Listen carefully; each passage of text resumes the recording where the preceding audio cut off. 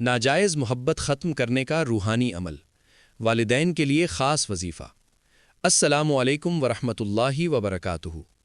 ناظرین کرام، امید ہے آپ سب خیریت سے ہوں گے۔ میں ہوں روحانی معالج پیر اسیم سجاد تونسوی اور آپ دیکھ رہے ہیں ہمارا روحانی چینل۔ ناظرین، آج کے دور میں ایک مسئلہ بہت عام ہو چکا ہے۔ اکثر والدین اس بات سے پریشان رہتے ہیں کہ ان کا بیٹا یا بیٹی کسی ایسی محبت یا تعلق میں مبتلا ہو جاتے ہیں جو ان کے نزدیک مناسب نہیں ہوتی۔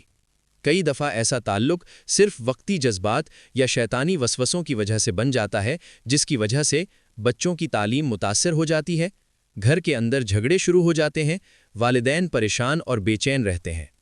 ایسی صورتحال میں والدین چاہتے ہیں کہ کسی طرح یہ ناجائز تعلق ختم ہو جائے اور ان کا بچہ سیدھے راستے پر آ جائے۔ اسی مقصد کے لیے آج میں آپ کو ایک روحانی عمل بتا رہا ہوں جو بہت سے لوگوں کے لیے فائدہ مند ثابت ہوا ہے۔ والدین اپنے بیٹے یا بیٹی کی ایسی محبت وابستگی سے پریشان رہتے ہیں جو ان کے نزدیک ناپسندیدہ ہوتی ہے، اور وہ سمجھتے ہیں کہ ان کا لڑکا یا لڑکی ایک غلط راستے پر چل رہے ہیں۔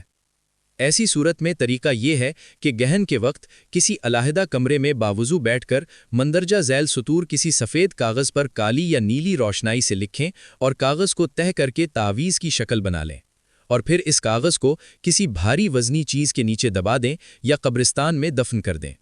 اگر ایسی دو نقش تیار کیے جائیں اور دونوں کو لڑکا اور لڑکی کی گزرگاہ میں دفن کر دیا جائے تو انشاءاللہ دونوں کے درمیان علیحدگی ہو جائے گی۔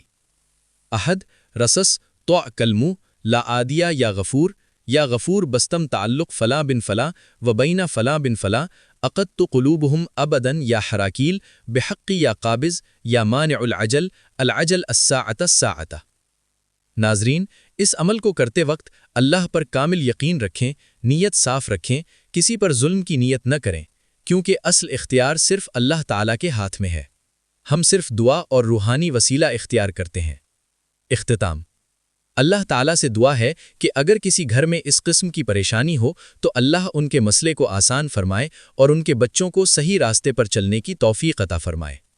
اگر آپ کو ہماری ویڈیو اچھی لگے تو ویڈیو کو لائک کریں، زیادہ سے زیادہ شیئر کریں اور چینل کو سبسکرائب ضرور کریں تاکہ ہم مزید روحانی وظائف، دعائیں اور مجرب اعمال آپ تک پہنچاتے رہیں۔